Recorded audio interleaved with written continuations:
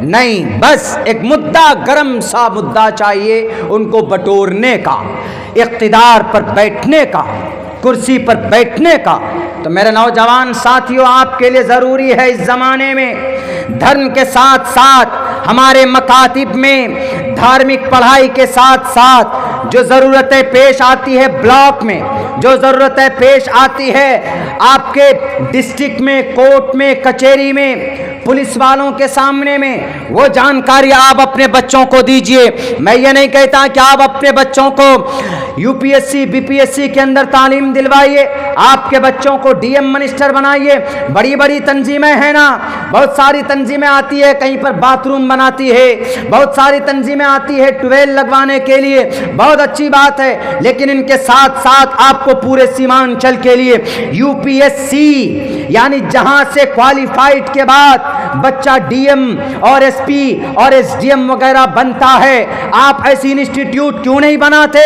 ہمارے مسلمان پسماندہ ہیں، ہمارے مسلمان بہت زیادہ پچھڑے بیکورڈ ایریا سے تعلق رکھتے ہیں۔ ہمارے ان مسلمان بچوں کو میٹرک انٹر کے بعد ان کو روزی روٹی نہیں ہوتی، پیسے نہیں ہوتے ہیں، تو روزی روٹی کمانے کے لیے یہ دلی اور پنجاب چلے جاتے۔ میں ان تمام تنظیموں سے کہوں گا، آپ کور کر رہے ہیں، میری آواز اگر ان تک جائے، چاہے وہ عرب فورین کنٹریز کی تنظیم ہو یا ہمارے بھارت کے اندر رہنے والی تنظیمیں ہو، چاہے جون سی بھی تنظیم ہو، جمعیت علماء ہند ہو، ہمارے جماعت شریعہ ہو، مسلم پرسنل لا بورڈ ہو، جمعیت علماء اہل حدیث ہو، اور ہماری جتنی بھی تنظیمیں ہیں مسلمانوں کی، میں سب سے کہوں گا کہ ہماری سیمانچل میں ایک انسٹیٹیوٹ قائم کیجئے جہاں پر ہم اپنے بچوں کو یو پی ایس سی کے لیے، بی پی ایس سی کے لیے ان کی پریپریشن اور تیاری کرا پائیں، ان کو اسکالرشپ دے پائیں۔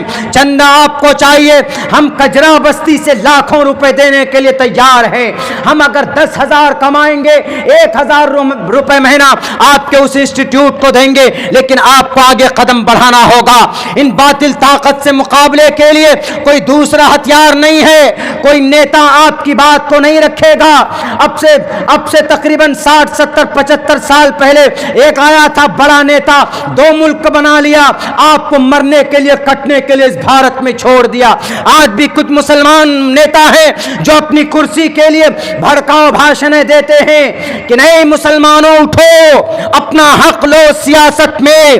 ٹھیک ہے، اٹھیں گے مسلمان، آپ جیتتے بھی ہیں، آپ کو کرسیاں بھی ملتی ہے، لیکن جب انہی کے علاقے میں کسی کی موب لنچنگ ہوتی ہے تو آپ ان کی مدد کو نہیں پہنچتے ہو۔ یہ جھوٹی تقریر نہیں چاہیے ہمیں آپ کی، یہ جھوٹا دلاسا نہیں چاہیے ہمیں آپ کا، ہمیں زمینی سطح پر کام چاہیے۔ اگر کسی کی موب لنچنگ ہوتی ہے تو ان کو مدد ملنی چاہیے، ان کا کیس فائل ہونا چاہیے۔ اگر کسی بچی کی عزت لوٹی جاتی ہے تو سپریم کورٹ تک، ہائی کورٹ تک ان کی مدد کون کرتا ہے؟ ہمیں وہ مسیحا چاہیے، ہمیں ہوائی تقریر نہیں چاہیے۔ اسی لیے میں کہتا ہوں، اگر تقدیر بدلنا ہے تو آپ کو اپنی قوم کے اندر قوم کے بچوں کو تعلیم دینا ہوگا، ایجوکیشن دینا ہوگا، تبھی آپ اس ایجوکیشن اور اس تعلیم کو حاصل کر کے آپ دنیا کے، ہمارے بھارت میں جو ہم پر الٹریسی کا جو کلنک ہے لگا ہوا، وہ دھل سکتا۔ یہ سیمانچل زرخیز ہے، یہاں کا بچہ بڑا ہنرمند ہوتا۔ ابھی یو پی ایس سی کے اندر میں پورے بھارت میں 700 سے ادھک بچے پاس ہوئے، ان میں سے پہلا نمبر کہاں کا بچہ؟ بہار کا، آپ کے بہار کا، بارسوئی کدوا کٹیہار کا ہے وہ لڑکا جو پوری بھارت میں یو پی ایس سی میں ٹاپ رینک حاصل کیا۔ بتائیے آپ کیا کہیں گے؟ ہمارے بچوں میں وہ ہنر نہیں، بلکہ 3 بچے بہار سے یو پی ایس سی میں سلیکٹ ہوئے۔ ہمارے گاؤں کے قریب ایک اسکول کے قریب ایک گاؤں ہے، وہاں پر پچھلے سال ایک بچہ 251 نمبر سے پاس ہوا، اس سے پہلے ایک بچہ ایس ڈی ایم بنا ہوا ہے، اور جو اس بار بنا ہے وہ ڈی ایم بنے گا۔ جب وہ ڈی ایم بنے گا تو اپنے گاؤں کے اندر کچھ نہ کچھ اچھا کرے گا، اور اپنے جس ضلع پہ رہے گا وہاں اچھا کرے گا، لا اینڈ آرڈر کو مینٹین کرے گا۔ تو اس لیے تعلیم ہی ایک ایسا ہتھیار ہے کہ we change and make the good world and change the world. Against me, ہمارے لیے جو بہت ساری برائیاں پیدا کی گئی ہے، ایک واویلا کھڑا کیا گیا ہے، ہم ان کا منہ توڑ جواب دے سکتے۔ تو میرے بھائیوں ایکٹیو ہونا ہوگا۔ تو ہم نے ان سے کہا کہ بابو بتاؤ محمد رسول اللہ کے دادا کا نام کیا ہے؟ وہ بولتا ہے کہ مولانا ہم کو اتنا معلوم ہے کہ عبد المطلب ہے۔ ہم نے کہا کہ the real name, what is the real name of عبد المطلب؟ انہوں نے کہا کہ آئی ڈونٹ نو، بہت سارے لوگوں کو معلوم نہیں۔ محمد رسول اللہ کے دادا کا نام اصل میں شیبہ، شیبۃ الحمد، عبد المطلب، عبد من غلام، مطلب، یہ جو ہاشم تھے، قبیلہ بنو ہاشم، ایک گھرانہ قبیلہ قریش، خاندان ہاشم سے محمد رسول اللہ تھے۔ ایک مرتبہ ایسا ہوا، آپ علیہ الصلوۃ والسلام کی زندگی سے 2 نسل پیچھے ہاشم، ہاشمی گھرانہ وہیں سے ہے۔ ہاشم ان کو کیوں کہا جاتا ہے؟ پہلے زمانے میں جب حج کرنے کے لیے لوگ آتے تھے مکۃ المکرمہ، جب وہ پہنچتے تھے مکہ، مہمان نوازی وہاں کی بہت مشہور ہے، وہاں آج بھی مہمان نوازی کرتے ہیں، تو گوشت کے شوربے میں روٹی کے ٹکڑے کو ڈال کر سرید بنا کر مہمانوں کو کھلاتے تھے۔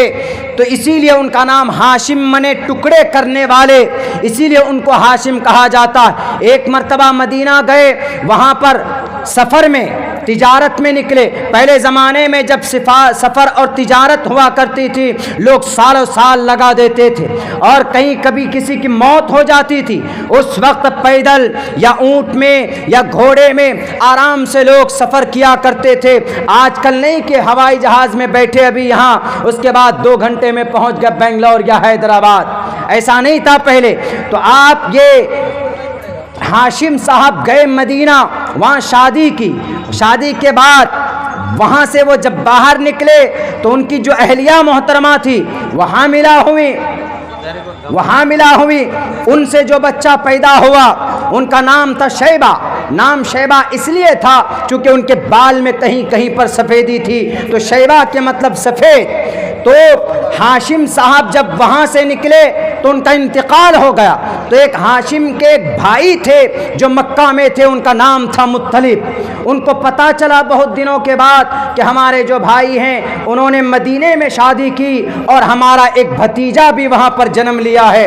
تو یہ پہنچے یہاں سے مکہ سے وہاں پر مدینہ جانے کے بعد وہاں پر کہتے ہیں، دیکھتے ہیں شکل صورت سے پہچان گئے اس بچے کو کہ یہی بچہ لگتا ہے کہ ہمارا بھتیجا ہے۔ جب ان کی ماں سے بات کی، انہوں نے انکار کر دیا کہ میرے شوہر کا یہ رزلٹ، میرے شوہر کا یہ نشانی میں اپنے بچے کو کیسے دے سکتی ہوں؟ انہوں نے کہا، مطلب صاحب نے کہا، ہاشم کے بھائی صاحب نے کہا کہ دیکھیے میں ہمارے علاقے میں وہاں پر ہم سردار ہیں، ابھی ان کو لے کر جاتے ہیں، ابھی سرداری آئے گی، آپ کے بچے کے ہاتھ میں سرداری آئے گی، آپ کے بچے کے ہاتھ میں مہمان نوازی آئے گی، بہتر ہوگا، اچھا کام ہوگا۔ انہوں نے کہا اچھا ٹھیک ہے، آپ اس بچے کو لے کر جائیں۔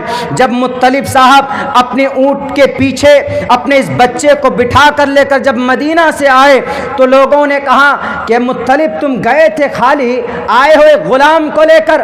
عبد المطلب، مطلب کا غلام، یعنی اس شیبہ جو نام تھا، نام اصل نہیں فیمس ہوا، وہی مطلب کا غلام، یعنی مطلب تم غلام لے کر آئے ہو، ایک بچہ لے کر کے آئے ہو، وہی چیز مشہور ہو گئی وہ نام۔